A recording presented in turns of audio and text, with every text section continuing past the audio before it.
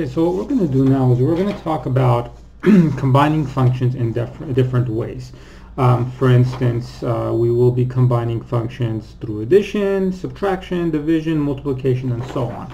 So let's start off by talking about the sums, differences, products, and quotients of functions. So this part should be pretty straightforward, or at least I hope so. So I'm just going to go ahead and give you the algebra of functions, and then we'll do some examples, and then we'll get into composite functions, which those are, I wouldn't say more difficult, but compared to this stuff, they require a little more work. So if I talk about the algebra of functions, we're going to say let function f and g be functions with domains of a and b. So I'm basically saying, look, let a be the domain of function f and let b be the domain of function g. So because something is going to happen now, we have to be careful with the domains. Then f plus g of x. So whenever you see this notation, all it's saying is you're just adding f and g together. Or in other words, which is the same thing as saying f of x plus g of x, right? So f plus g of x is the same thing as just adding the functions together. You get a new function, and the new function becomes with domain of a and b. So if you haven't seen this notation, this just means and. So basically what we're saying is when I add two functions together, the new function will have a domain of where a and b overlap. So this is basically, we're saying whatever the overlap or what a and b have in common, that's the new domain. Okay? So f minus g of x, I'm sure you can guess what that's saying. That's saying the same thing as f of x minus g of x, and then once again with domain of a and b. And then if we have f times g of x, that's saying the same thing as f of x times g of x with domain a and b. And lastly, we have f divided by g of x. This is saying the same thing as f of x divided by g of x. And then the domain of this is slightly different, because if you remember now, g is in the denominator, and what is it that we have to be careful about when we have rational functions? I don't want the denominator to equal to 0. So this will be with domain of a and b, also g of x can't equal to 0. Okay, so those are kind of, that's what this ends up being.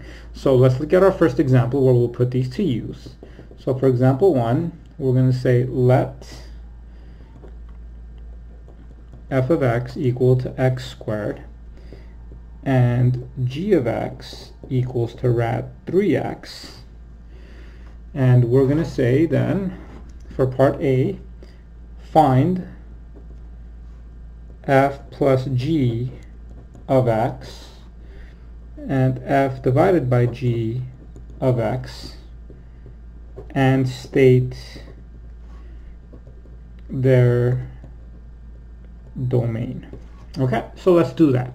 So to find f plus g of x, that's not difficult, because f plus g of x is just literally f of x plus g of x, and that's just f of x is x squared plus rad 3x. And I can't simplify this any further, so that's what f plus g of x is.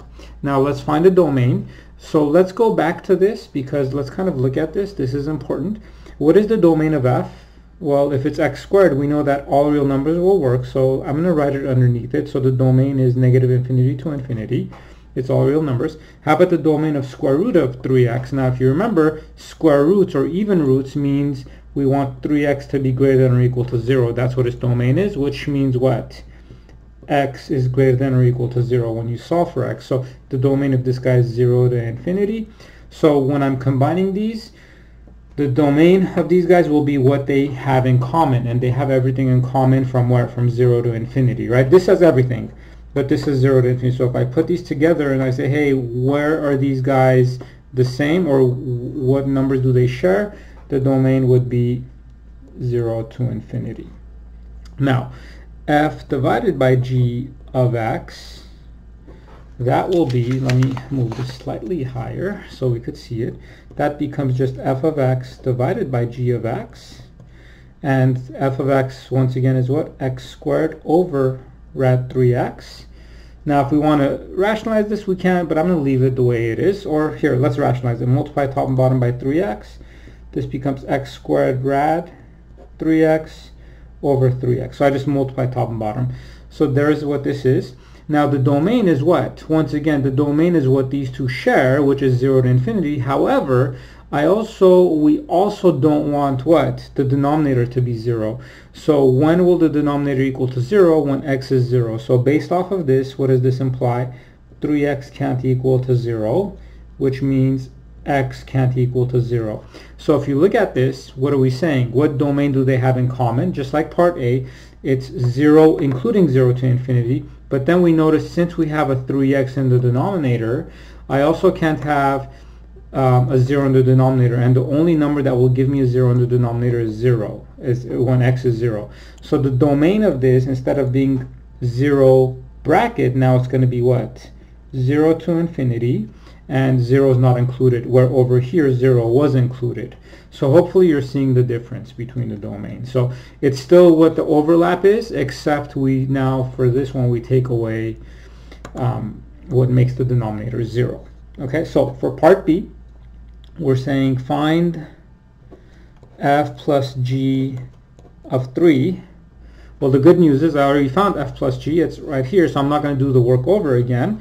I'm just going to take f plus g of x, and I'm going to plug in 3 for x, which is this one. So that's what? 3 squared plus square root of 3 times 3, which becomes 9 plus 3 times 3 is 9. Square root of 9 is 3, which is 12. Okay? So now moving on to our next example. We would say that the graphs of f and g are shown. Okay, use it to find f plus g. Okay, so here are the graphs. So this is the graph of f. So it's a line, 1, 2, 3, 4. So that's f. It's just a line. Or this is g, actually. This is the graph of g. F is going to be a semicircle located like this. That's f. Now, to find f plus g, to find this, I'm going to basically, we're going to do this graphically, okay? Because if they're giving us graphs, we're going to graph f plus g. So, in other words, what is it that we need to do? This can be found by adding y values of f and g. I mean, after all, f of x plus g of x, what are those? Those are the y values of f and g. So look, where is my graph going to be? So if I pick some points, what do I know here? My function is initially going to start from where? This has, f has a y value of 0, g has a y value of 1, so 0 plus 1 puts me here. So maybe I should use a different color so you see how that works. So let me use red. So that'll be f plus g. And then over here, what is it that I know? It looks like g has a y value of half, f has a y value of 2, so that'll be like 2.5. It'll be up there. And then what do I notice here? It looks like at x equals 3, this has a y value of 1/4, let's say, and that has a y value of like 1.2 let's say 1.5, so it'll put me somewhere about up here. And then all the way here, what do I notice? Both of them have a y value of 0. So I think these points are enough to give me a rough idea as to what f plus g looks like. So all I'm doing is kind of connecting the dots. So this red graph on top, that's f plus g. So all I really did was pick some points. In fact, I picked x values of 2, 3, and maybe I should have picked 1 also, which gave me a general idea as to when I add the y values, what the path of the red one is going to be. So if you see this for homework where you have two graphs and you're asked to graph f plus g, all they're doing is adding the y values, which makes sense. The red graph is above these two. How come? Because the y values here are going to go, if you add them, it's going to put you above both graphs, right? So that's basically what example 2 is about. Now, let's get into composite functions. So, composition of functions. So we know that composite functions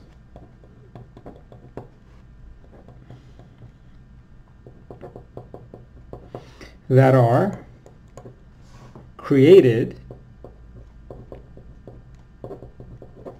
by plugging in, and I'll put this in quotes, right? It's kind of like we're plugging one function into the other, right? Two or more functions into each other.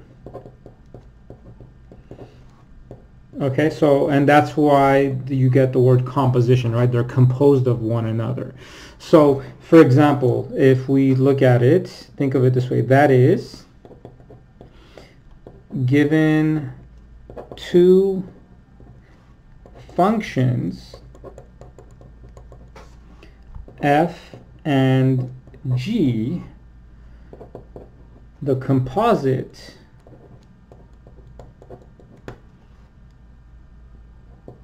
function f of g, so this is how you write composite. I don't know if you've seen this before. This is defined by f of g of x, like that. Or better yet, that's this. If you ever see this, that means the same thing as this, f of g of x.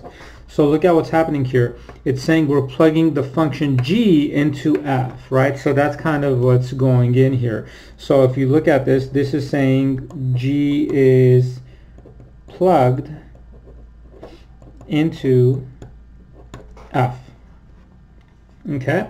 So let's look at an example, and we'll also be talking about finding the domain of these. So for example 3, we're going to say if f of x equals to rad x and g of x equals to rad 4 minus x and h of x equals to x squared.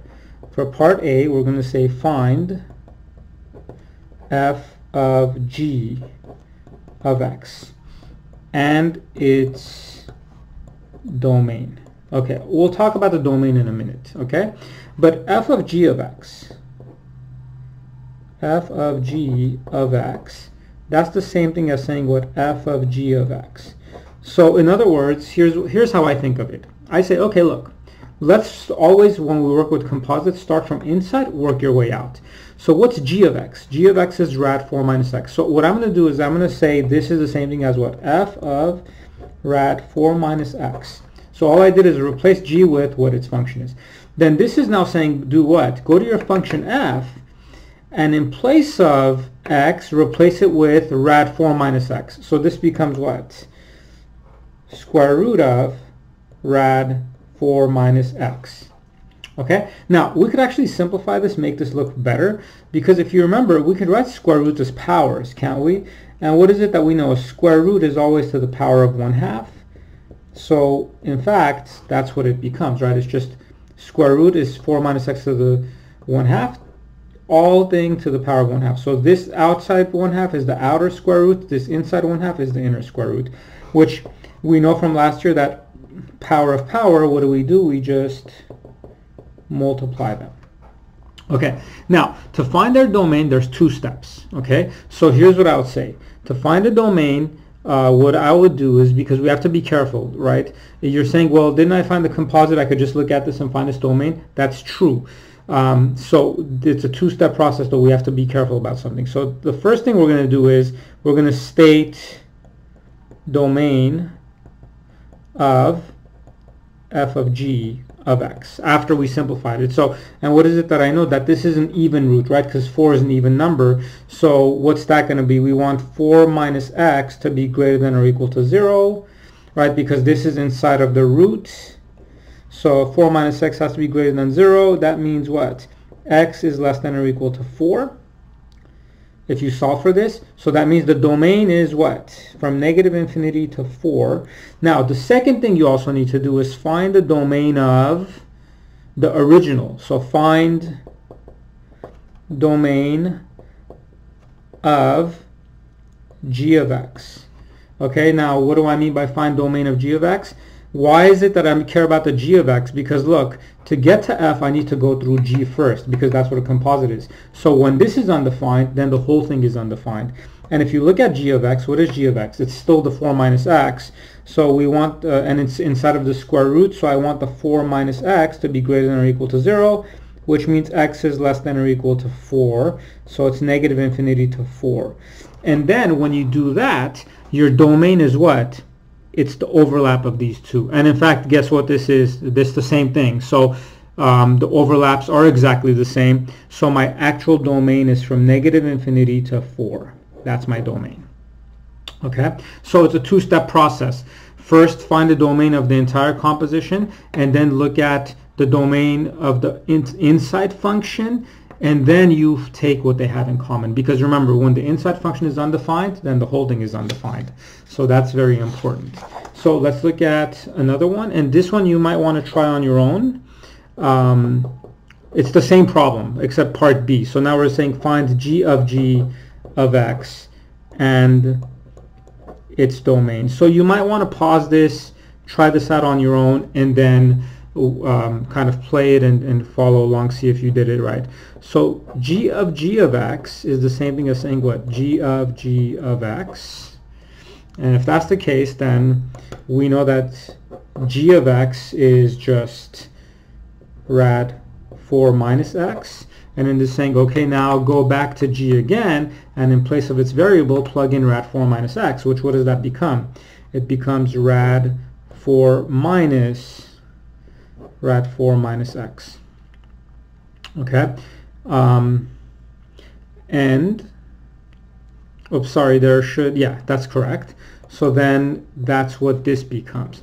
Now, what do I know here? The domain of this is what? Notice how we have the big square root. So what I want to do is I want to make sure that this whole thing, which is the 4 minus rad 4x inside the square root, is greater than 0. So 4 minus rad 4 minus x has to be greater than or equal to 0, which if I add, or if I subtract 4 from both sides, I get negative rad 4 minus x is greater than or equal to 0 minus 4. And if I multiply both sides by a negative, it becomes rad 4 minus x. Now, since I'm multiplying by a negative, I need to flip the inequality. Now, if I square both sides, what do I get? I get 4 minus x is less than or equal to 16. And then if I subtract 4, I get negative x is less than or equal to 12. Once again, multiply by a negative, you get x is greater than or equal to negative 12. So this is saying what? From negative 12 to infinity, as far as the domain is concerned. Now, I also have to go back to the inside function, which is the 4 minus x, right? The rad 4 minus x. So what was the domain of rad 4 minus x? I know we did it in part A. That was what? The domain was from negative infinity to 4. Okay, so then my actual domain is going to be what? It's going to be the overlap between these guys. And where do they overlap? They actually overlap from negative 12 all the way to 4. Do you guys see that? Because this is negative infinity to 4, this is negative 12 to 4, and the overlap is my actual domain. So the domain here will be from negative 12 to 4. And there you have it. Okay? So, let's look at another part of this. So this one we're going to just say find f of g of h. So now this is actually a three-step process, which it shouldn't be any different, because f of g of h of x is the same thing as what? F of g of h of x. It's just more steps. So once again, how do we work with these? We start from the inside and work our way out. So we start off by saying f of g, and then h of x, that's the most innermost function, which is what? X squared. Okay, so now what is this saying? Go to your function g and replace the variable with x squared, which becomes f of, if I replace g with x squared, what does that give me? It'll be rad 4 minus x squared. Right, because the g was what? Rad 4 minus x, except now the x is being replaced with x squared. And now this is saying do what? Go to your function f and replace your variable with rad 4 minus x squared. And f is what? It's just the square root of x, but this becomes rad 4 minus x squared. And once again, to write this cleanly, I could write these as exponents. So it'll be what? 1/2 4 minus x squared, 1/2. And then 1/2 to the power of 1/2 becomes 4 minus x squared to the 1/4. Okay, and that's it. So we weren't asked to find the domain for this one, but we'll let it be. Okay, now let's look at our last example. So this one is asking us to work backwards. So given capital F of x equals to 3x plus 1 to the power of 10, find f and g such that capital F is equal to the composition of f and g. Okay, so in other words, here's what we're saying. They want us to find two functions, f and g, where when I take their composition, I get this back. Okay, so the way I think of it is, this is actually, you might think it's complicated, but to me this is the easier way. Because if you think about it, if capital F of x is defined as f of g of x, see there's an inside function and an outside function. So when I look at this, I would say, wait a minute. If I could identify the inside and the outside, then I'm good to go. See, if I were to ask you, hey, what's the inside function here? If you look at this, well, on the inside, what do I have? I have a 3x plus 1. So in other words, what I'm saying is the inside function will be 3x plus 1. And then I'll say, okay, now what's on the outside? You would say, well, whatever it is to the power of 10, which the outside function will be f. So then f of x, which should be the outside function, will be what? So the 3x plus 1 has been taken care of by g of x. So the power of 10 now will be what? X to the power of 10. So that's, now this isn't the only way you could do it, but to me this is the easiest way. I say, hey, what's on the inside, what's on the outside? And that's how we designate them. So here's what I claim. If you take f of g of x, which is this, then you better get 3x plus 1 to the power of 10, which if we validate it, or if we verify it, what would f of g of x be? We said g of x is 3x plus 1, and then this is saying go to your function f and replace x with 3x plus 1, and we get 3x plus 1 to the power of 10. And there you have it. So notice how I found two functions where I take the composition, I get that capital F back. Okay, so this takes care of this section, which is just literally combining functions. As always, if you have questions, don't hesitate to email me and ask me.